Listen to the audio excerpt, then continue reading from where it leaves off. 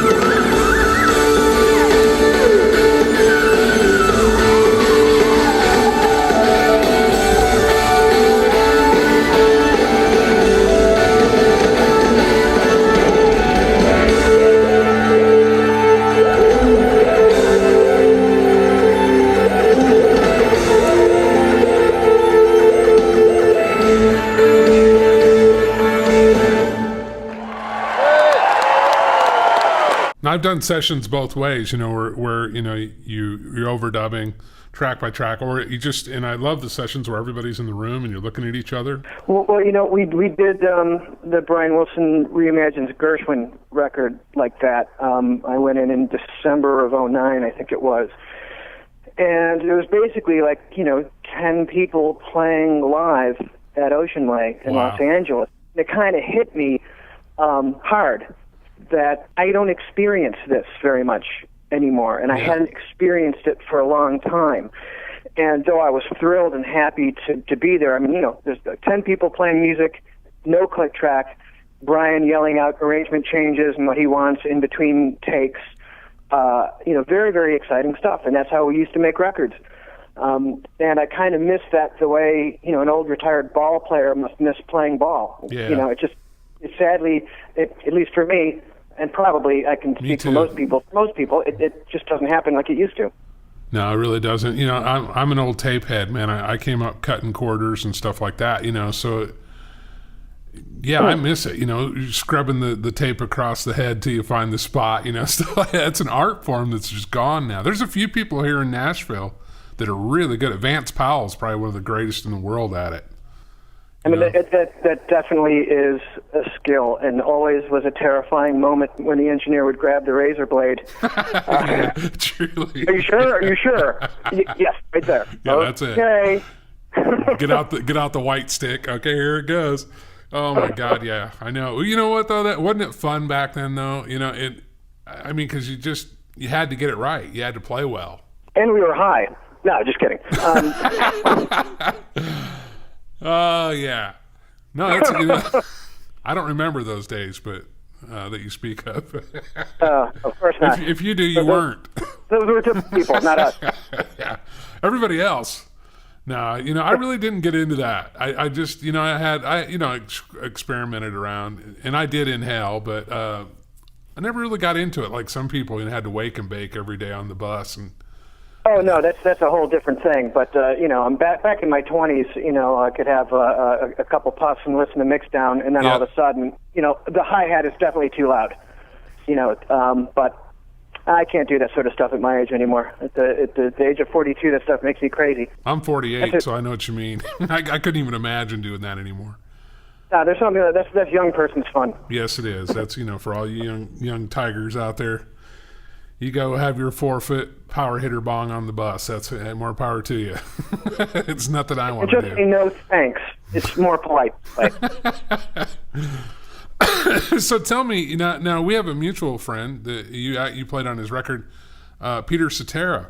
Ah, yes. Peter's a great guy, man. He was a lovely guy. And actually, I would sit and listen to Chicago 2 as an infant in diapers with my Mickey Mouse record player all day, every day. So that was sort of, my first big rock record. And Danny Seraphine, other than my father, was my first drum hero. Yeah. So that was definitely a thrill for me to get to work with him. And I think we had 2 or 3 days in the studio, and I did 4 tracks, and only 2 of them made the record, the one Clear Voice record. But I'm not an autograph guy, and I remember bringing in my Chicago tour program from I want to say it was 76, 77 tour. It was the first rock concert I ever went to when I was 7 years old. Right. I said, man, you just got to sign this for me. And he just wrote, it was great working with you. And, we finally got a chance to play together. All good things take time. He was just a lovely, lovely guy. He really, him and Amos Galpin were buddies of mine out, and Amos co-wrote with him on stuff. And we used to play soccer together out in Sun Valley. I was the goalie because, I'm 320 pounds. I ain't going to go out and run around. So they put me in front of the hole and figured, if people tried to kick the ball in there, hopefully it'd bounce off of me. I suck at sports. I'm not a sports guy. You found your position, so that's cool. Yeah, exactly. So I didn't have to run much, and they fed me good. So, it was all good. But let's get into a little. Tell me about your dad. Now, you said your dad is your hero. Now, so you grew up around a Kit. Yeah, my father was a drummer, and he was 50 years old when I was born, and my mother was 30. Go, Dad. Typical drummer. So he put himself through med school. Wow. In the 40s by playing drums. And he was a podiatrist. He had a successful practice and did some road things, but really couldn't go on the road because he had a practice. But he was one of the house drummers at the Chez Paris nightclub in Chicago for about 18, 19 years, which was pretty much, that was the place where, he played with, Sammy Davis Jr., Sophie Tucker. He was Lena Horne's drummer. He did a run with her. So I grew up the youngest in a musical family. My mother was a actress / singer and could play a piano, and the two older brothers, respectively played, piano, keyboards, and bass. So it just sort of made sense that I rounded out the rhythm section, and I was just always drawn to the drums. I loved them. I was fascinated by them, and I really can't remember a time when I didn't play. Wow. So now, really through the tutelage of my father, I was, he was working on the Haskell Hare books with me by the time I was 5, and I did my first paying gig when I was 6 years old with my older brothers, and that's awesome. And I never had a real job. Yeah, me either. I've tried. I am no good at civilian work. I suck at it. But this is cool. Now you took over. Let's talk about Styx for a minute. You took over when John was sick, right? Yeah, what sort of led up to that was just working in Chicago. Taking every gig, playing in several different bands, and I started working with guys that were in the studio scene, and we're doing a lot of jingles. Chicago is like a mecca for jingles for decades. And so basically I started doing, I was doing like 20, 30 sessions a month. And a guy who had the big cartage company in town, Keith Marks, had worked with the band in the past. He'd worked with a couple of guys on, their solo efforts. And when, I guess this would have been, I want to say March of '95, the band, they were going to get together to re-record the track Lady, which was on a different record company than all their, subsequent hits. And, they're on A&M Records for the bulk of their heyday. And I don't know, they couldn't get the original sound recording rights to the first one. So anyway, they got back together, and it was the first time Tommy Shaw had been back in the band to do anything for something like 13 years or whatever. Yeah. And John Panazzo was in ill health and frankly couldn't play the drums. So Keith had told those guys, well, you should hire this guy Todd. He does a lot of work in town, and he grew up. He was a fan of the band, and he knew the material. And so that was it for me. It was just a session. I walked in there, calling Mom, "Hey Mom, I'm going to work with Styx tomorrow." Crazy. Yeah.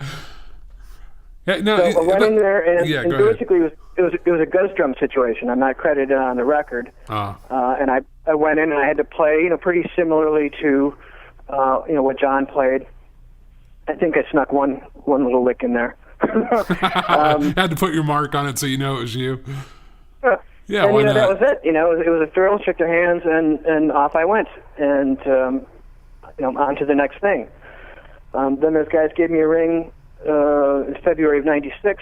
A&M was going to put out Greatest Hits Volume 2, and they had a new piece of music that they were working on. So they called me up. I went in there, and it was a kind of a really aggressive track called Little Susie. And it seemed the more I played on that track, the more excited they got. So I thought, that's pretty cool. And then James Young was kind of asking me lots of questions and kind of had a getting to know you little chat in the coffee room. And I thought, something's brewing here, And that's really sort of what led to them asking me to do that summer tour. James called me the next day with the provision that, if John Panazzo recovered that the gig is his. Right. So we went out on the first reunion tour, the Return to Paradise tour in 1996, and he sort of unexpectedly passed away mid-tour, and I've been around ever since. Wow. Man, that is amazing. So you've got a lot of years in that band now. Yeah, I mean, I thought it was just going to be one summer tour. And, at that time it was almost kind of hard to leave the session thing to do a road thing, but I had never done, kind of a full-scale, highfalutin, right. Sort of run like that. So, I just thought it was going to be one tour, and we played Chicago twice. Still living in Chicago at the time. We played Chicago twice on that run, once early in the tour, and then we ended the tour in September, and it was recorded, and it was filmed for a DVD. And I just remember loading, the gear was going to be delivered, but I remember loading the contents from my wardrobe case into my car and driving home. And it was literally like driving home from a gig. It was like flying. Yeah, that's cool, isn't it? And I remember, walking into my living room going, "What, did that just all happen?" And I thought I might never see those guys again. But, they wanted to tour again in '97, and then almost every year subsequently after that. So it's what turned into one phone call turned into employment for 15 years. You never know, do you? When the phone rings, you never know what's going to happen. Well, as Keith Moon once said, they never actually told me I was part of the band. I've just been kind of hanging around all that time. Keith Moon was incredible too. I wish he was still alive. I don't think we ever saw the real peak of Keith Moon, but he was destined to go that way, I think. Just a wild man. Well, sometimes death is the kindest blow that you can get in show business because you're always young. Yeah, that's a fact, I guess. I'm glad I got old. Oh, what happened? You my hero. God, Yeah. it's awful. So now you've also done a lot of radio spots and television stuff too. It looks like The Negotiator, If These Walls Could Talk Too, Twice Upon a Time. There's a couple of movie things and movie trailers. Yeah. But in the 90s, a lot of what I was doing was music for Jingles on TV and radio. There's pretty much not a product you can name that I didn't. Oh my God! Yeah, Budweiser, McDonald's, Honda, Pepsi, Reebok, Miller, Nabisco. Every fast food chain, every car, every soft drink, every beer, and it was fantastic. I mean, for me, that was really exciting to be, 24 years old and to have two kids flying around to different studios and never knowing what it was going to be, and it could be a symphonic thing to a Dixieland thing. You're like, we want this to sound like Nirvana, Yeah. Okay, and just checks were coming in, mailbox money, and it was a very, very exciting time for me, and I really felt like this is a career. Well, now you won the Modern Drummer magazine readers poll for #1 educational DVD, as well as the #1 rock drummer for 2009, as well as #1 clinician. That's a big honor. I was not expecting any of that to happen. I'd never been even on the radar in the polls. So, I think it was the success of the first Methods and Mechanics DVD. Okay. That sort of raised awareness to the drum community. Oh, you're a monster drummer, man. I mean, there's no doubt about that. You deserve it. Man, I appreciate that. It's an interesting thing being in a band that it's kind of like a double-edged sword in a way. You say Styx, and those who know and love and have reverence for Styx, they think it's awesome. For those that haven't paid attention or are too young, they just look at it as some band that is had its heyday and isn't relevant. So therefore, you're not relevant. You know what I mean? Yeah. But Styx is what I grew up on. I mean, that's the stuff I came up playing too and listening to. I was from Iowa, so it was Styx, Boston. I mean, they were it's classic rock. Journey, Foreigner. All the way down. Steve down Miller the line. Band. It was all. It was all that good stuff, man. It was a great time for music. So I mean, that's why I think, you know, I never really was on the radar when, you know guys like the dude from Slipknot and, you know, whatnot are, you know, winning all these polls, because that's what the, you know, young 16-year-old with, you know, shit piercing their face, you know, people are listening to. And they might look at Styx the way we look at the Tommy Dorsey band or something, something that, you know, some of my parents would listen to. Oh, you made me feel old. But it's true. I think, you know, it's all me, perception. I'm thrilled to be in a band that I'm in, and be in a band who, you know, they're great guys, and they play and sing to such a high degree that it's, you know, musically it's a joy, and it never gets boring. Oh, I bet. Yeah. What's your favorite Styx song that you do? What's the big one that you like? I mean, I know you got favorites, but... Well, I have a soft spot in my heart from anything from the Grand Illusion record, because that was the first record I bought, you know, when I was a kid from the band. But I really always get up playing Fooling Yourself. Oh, yeah, that's a great song, man. It's such a great song, and for, you know, a song that was, you know, it was a radio hit. It wasn't, you know, like a top 10 smash, but I mean, it was, you know, it's a staple in the band's repertoire. You know, just really interesting song form, you know, different sections, you know, 12/8, 4/4, 7/4, you know, solo section. It's just, there's really more than meets the ear to that song, and a lot of their songs, really, when you get down to it. Oh, they were amazing. You know, I mean, I remember I went to a Styx in Kansas concert when I was a kid, and it was like the two of my favorite bands right there, you know, and got to hear how truly talented they were as musicians. There was no auto-tune. You really had to play your ass off to be in those bands. Yeah. You know? Yeah, and you know, for me, over the years of being on bills with, you know, with Kansas and Journey and Foreigner, you know, REO Speedwagon, Bad Company, Yes, you know, we just did a run with Yes. You know, it's kind of like hearing the soundtrack to my youth, you know, wafting in the background at the shows that I'm playing. So it's really it's a mind freak in a lovely way. Sing along with us on this next song from the Grand Illusion album.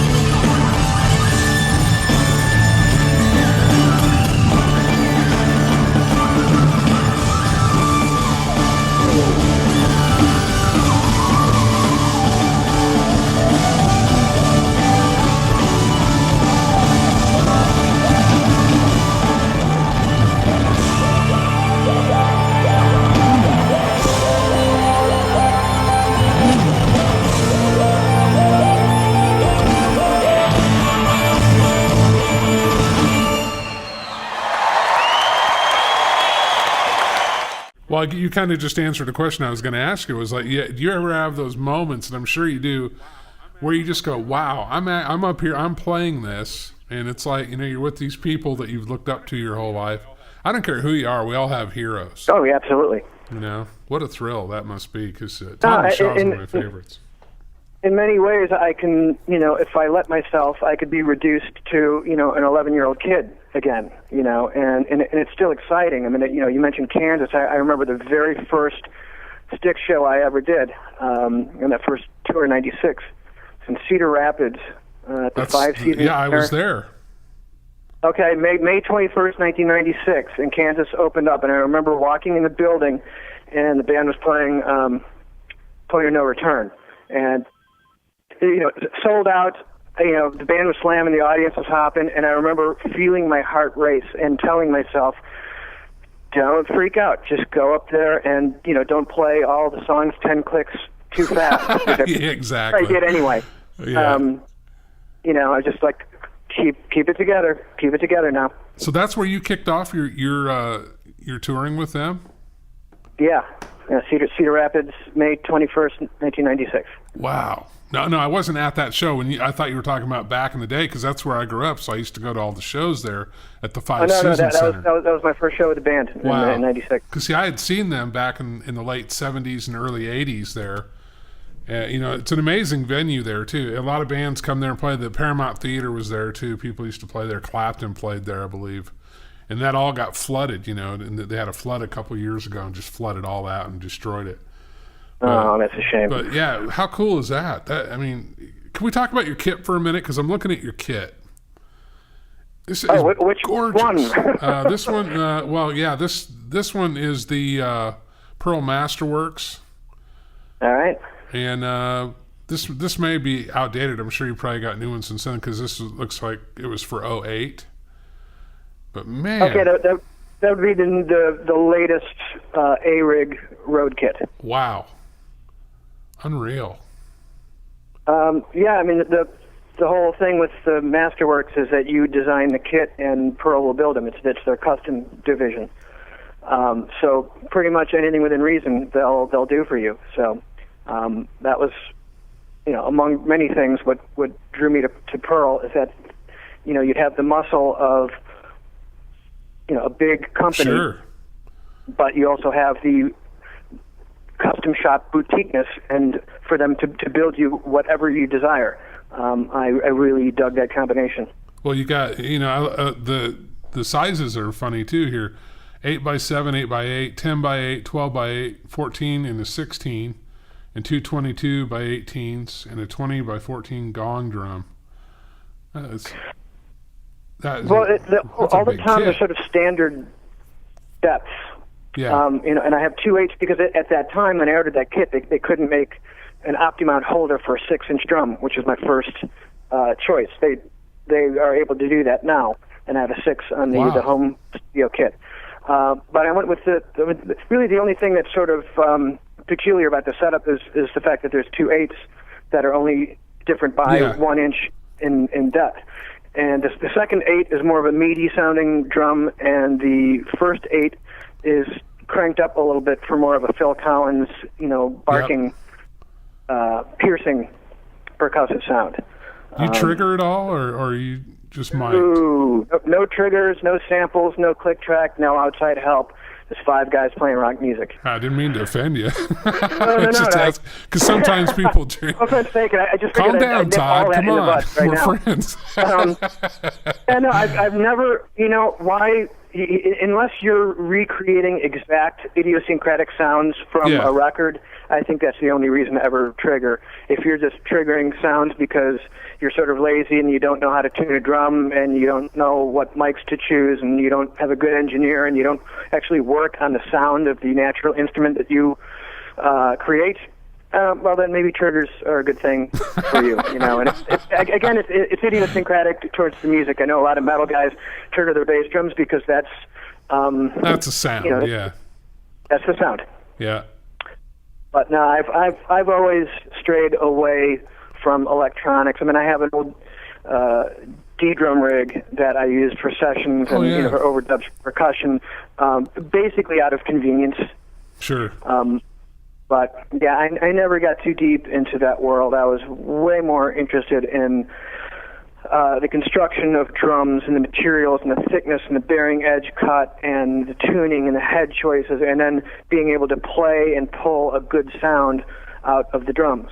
That's always been sort of my focus. And I don't mean to diss anyone that where their focus is. Oh no, I'm sure wide. nobody's dissed. No, I'm teasing you. I mean, man. there are guys who get into that stuff, and that's cool. Different strokes for different folks. Yeah. But yeah, for me, it was all about the organic vibe of striking a drum and pulling the sound out, and always trying to get a great quality sound out of the instrument. What's your miking rig? What do you like to mic with? What's your setup? I know a lot of people want to ask these questions, so I'm just going to ask you. Yeah, I was never a big microphone guy, and I've always been subservient to what the producer or engineer wants to use. But I discovered Audix microphones a couple years ago. Oh, they're great. And they're just fantastic on drums. And I'm normally a believer in you get what you pay for, but man, I would put these microphones up against to some rival companies that are 3, 4, 5, 6, 7 times the price, and these would be the victors. Yeah, I've actually used them in the studio. I use on overheads though. I'm a big Mojave audio fan, but for close miking the kit, I don't think there's a better mic than the Audix. I've been in love with the SCX 25A overhead. They're the ones that kind of look like little lollipops, little golden lollipops. They're just so natural and creamy sounding, and they work. They even work great on vocals. They work great on acoustic guitar or piano. They're just kind of champions. So almost every engineer I've worked with, and I've brought those along, they've gone out and bought a pair. Tell me about your cage setup here, Todd, because it looks like you've got a lot of stuff going on there. We've got 1, 2, 3, 4, 5 splashes, or actually, I'm sorry, 4 splashes. Actually, there's 3 splashes, and then there's 2 hats. Okay. There's a Sabian chopper. All the cymbals are Sabian, and there's a little 9-inch prototype bell. So I guess if you're looking at the photo, it could be deceiving. So Marty and all them up there, right, at Sabian. They're great people at Sabian. Oh yeah, wonderful folks. Good folks, man. They make great cymbals. I got to go through the factory and watch them make it. I've never even been up there. Oh, it's awesome. It's in nowhere land in Canada. I know, Meductic, New Brunswick. I got to make it up there one of these days. Yeah, it's amazing to watch them. They pull the ingots out. We actually got to watch them. Then the drummer was able to go in and they let him pick out everything he wanted.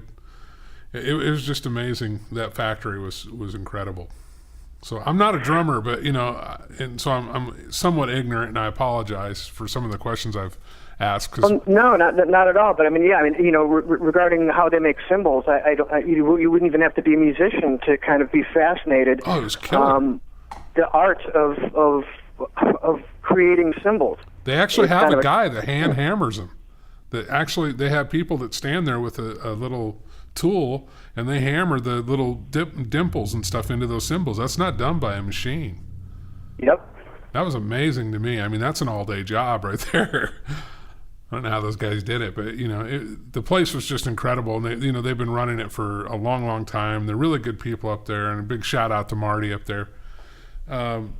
So now you got African Babinga finish with African Babinga on the inside of all the shells. I mean, is there a tone to Babinga that you really dig? Is that the reason you went with that?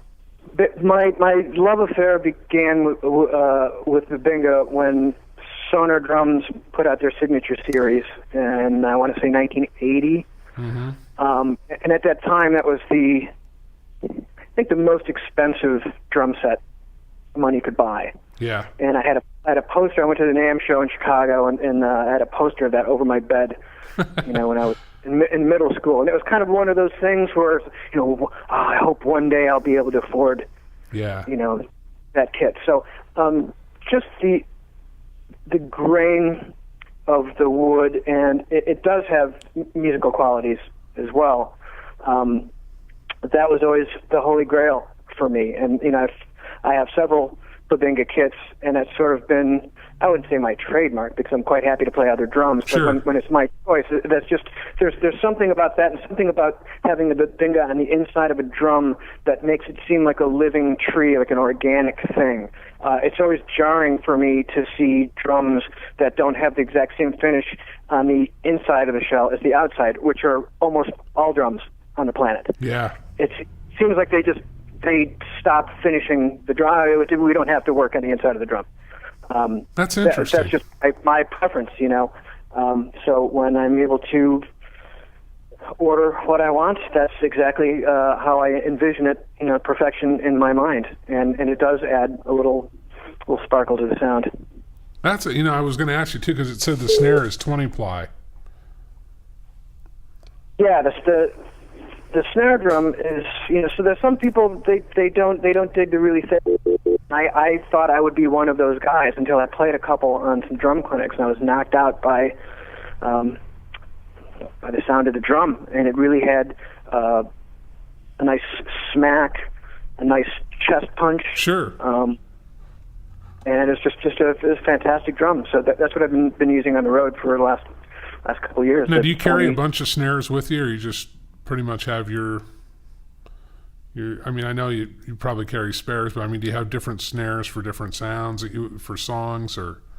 Well, actually, on the road, I have, you know, I have basically two drums. I got the main drum, and I have a backup. You know, at home or for recording, that's an entirely different scenario. I'll have several drums on hand. Yeah. But you know, for the live thing, you know, the only time I would ever have to change drums is if I, you know, busted a head or a lug or, you know, something. I was just curious, you know, because some guys lug around, you know, 4 or 5 different snares, and in between the songs they'll pull the snare up, or they'll have them already set up, you know, like 2 snares. Yeah, I know Steve Jordan did that a lot with the John Mayer trio, and that, you know, that worked great for that music, and it's fantastic to get different vibes. That's just something live that I haven't really gotten into doing. And I don't know that there'd be time, because the Styx set is pretty bang, bang. Yeah, you're right into the next song. Pretty much. Wow, it's amazing, man. Well, you know, we're about out of time. It went by quick. I, you know, wanted to ask you a few more questions. Tell me a little bit about, you got a new DVD coming out, correct? Yeah, I got Methods and Mechanics 2 coming out in September. That's basically the follow-up and companion DVD to Methods and Mechanics, which came out in 2008. This one sort of takes all the lessons and the ideas and the notions in the first one and put into practical application over, you know, 15 different pieces of music. Wow. And the other aspect is touring and being on the road. There's all these travel vignettes and little quick tips and helpful hints about just being able to keep your mind together on the road, dealing with airports, hotels, town cars, itineraries, you know, a lot of things that have never really been presented in educational DVD format before. So I'm really, really excited. That's for cool. Because you know how it is, man. You get on a bus, you better have the right mentality to be on a bus for 10 other people or whatever, you know. Bus, an airplane, a stage, a hotel lobby, you know. But you know, basically, you just got to make sure that you're able to do your job, and you got a 4 o'clock lobby call. That's your job. That's it. You don't come up late. You're hired to be in the lobby at 4 o'clock. You're hired to sound checking at 5 o'clock. You're hired to play the show at 8. You know, there's just a lot of little things and routines that you can get into to help you, you know, stay the professional that hopefully that, you know, the individual is. So it's that's awesome. Sort of my love letter to drummers. I'm also planting seeds to help people to become employable and to remain employable. I love the way that you're into giving back, because truly that's giving back. You know, you've had a good run. You've had, you know, great. You got a good run ahead of you. You're still young. You're only 42, Hoss. Oh, I won't be around much longer. I'm 48. You know, I'm feeling it more and more. You know, after, you know, years and years of being on a bus and a plane or a train or wherever, you know, you just. Yeah. You got the phantom shooting pains too. Yeah. I like you. I like you too, Bear. No, yeah. This is great. So, can we get a copy of that? Because I'd love to show little bits and pieces of it, maybe during this interview. I'll send you a link to the 14-minute performance trailer. Perfect. Yeah, because I'd If you like to have put actually that in 14 there. minutes, if anyone has 14 minutes to watch one thing, I hope that it would be that. Well, that's a beautiful thing, and we will work on that because I would love to have that on there. We're out of time, but definitely you are welcome here anytime, and we would love to have you back on. And I'll get, and when we're done doing the interview here, I'll get offline with you and we can exchange emails and all that stuff and get this lined up. But I really thank you for being on, man, and thanks for playing on all these great records and making some great music that's memorable. Well, thanks, Bear. My pleasure, and I'd be happy to be back and chat with you anytime. Man, you got it, and that's going to do it for today for the Sideman Show. We're so grateful. ToddSucherman.com is his site, and I'll put that up during the interview, Todd, so people can go there. Now, where can they get the DVD? Is that going to be in your store? Yeah, it's going to be at the store at ToddSucherman.com. It's also at the HudsonMusic.com site, Okay. and it'll be available at Amazon and hopefully your local drum shop music store. But the only place you can get autographed copies is at ToddSucherman.com. Got it. So if you want that autographed copy, it's ToddSucherman.com, and it's in the store, and we'll put all that up for you. And anything we can do for you, sir, you give us a shout and give Tommy Shaw and everybody our best. Can you pick me up at the airport next week? What's that? Can you pick me up at the airport next week? That would be a good favor. Here in Nashville? If you come to town, I'll take you to dinner. I'll make you some barbecue. I'm real famous for my barbecue here. So if you come to Nashville, you got to come down to Bear's house and have some barbecue. All right. Well, it's funny. I was just at the Salt Lick here in Austin last night. So I was having my barbecue last night. That place is awesome. There's no shortage of good places here. No, I know Austin's incredible. I used to play at Antone's. Oh, yeah. And knew Clifford and Sue and good people. And Clifford's gone now, but Austin's a whole world unto itself, isn't it? That it is. I'm hardly ever here, so I try to enjoy it when I am here. Well, the Salt Lick rocks. Tell those people I love their food. I've lived 6 years. That was the first time I've made it out there. Oh, it's incredible, isn't it? It was a cool experience. I think they need to sponsor us now since we've talked about them so much. I like the county line too. It's a little closer to my house, so that's kind of. I have not ate there, so next time I come down, just borrow $20, sleep on your couch for a week, and we'll go there, right? You just got to make sure I'm here. Okay. Well, you just leave a key if you're not. I think my wife would appreciate that. No, probably not. Mine wouldn't either. So, okay. Now that we've digressed to this point, we're going to say goodbye. All right, Todd, you be good, brother. And thanks for being on the show. Right on, Bear. All right, bye-bye. Bye. And that's going to do it for today's Sideman Show, and we'll be back with another show tomorrow. Thanks for watching. 1982, after hearing it on a Vital Information record, and as soon as I figured it out, I was so thrilled because I was mystified by that lick. And really, back then, there was only a handful of guys I ever heard play that. Vinnie Colaiuta, Tony Williams, Steve Smith, later Gary Novak, Joel Rosenblatt. But I'm sure there was tons of people playing that lick. But the secret's really out on the lick, but I'm hearing a lot of one-dimensional uses of it. It's like everyone figured it out, and it's like, okay, I can play the...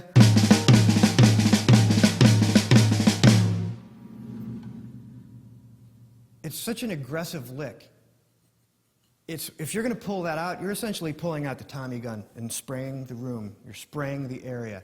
So you want to have an attitude. I mean, you're projectile vomiting all over everything, and that should be, praise the, you know?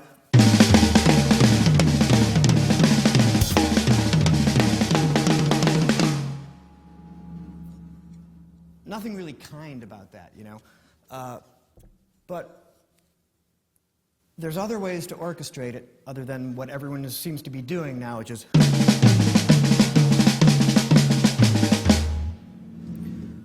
One, for instance, is what if we left the right hand on the tom? I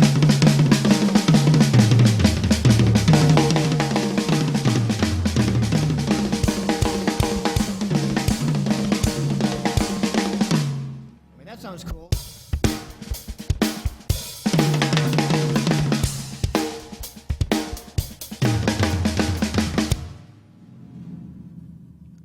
Also, everyone seems to be doing it this way, but if you do it with the right flam, that leaves your right hand open to play some other things.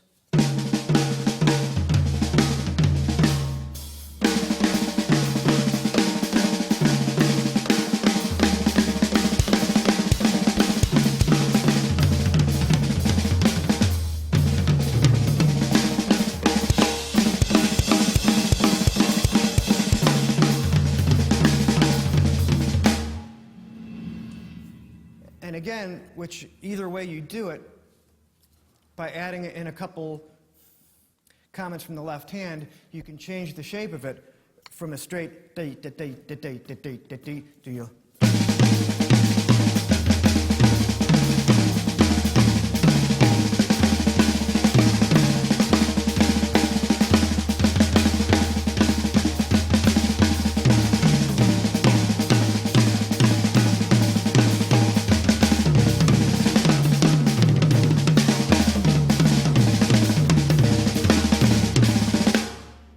What if we kept the right hand on the hi-hat?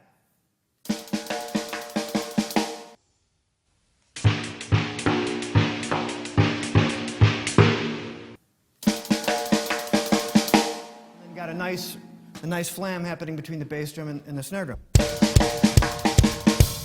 You could use that in a groove.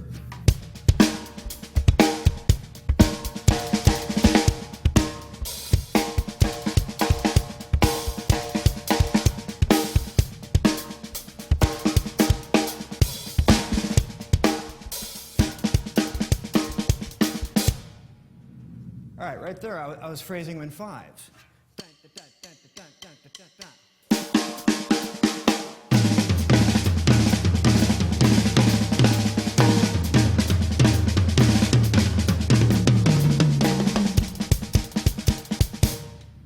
It's another thing you don't hear very often.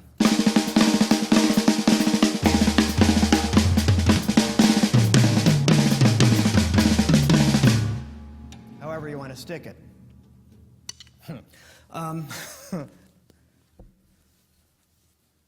You can even do the blues there, the Tony Williams lick, with your feet.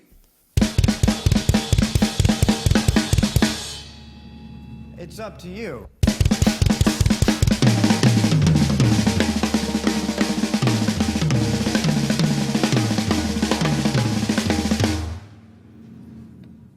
But please, this lick is not a toy. So use it well, use it sparingly, and mean it when you use it. Because if you abuse it, as I'm sometimes guilty of, it can be a little annoying because you're just going in with the Tommy gun and spraying the room. And it's like, oh, you again, with the gun, spraying the room. Nice. Shut up, would you? So, careful with that one.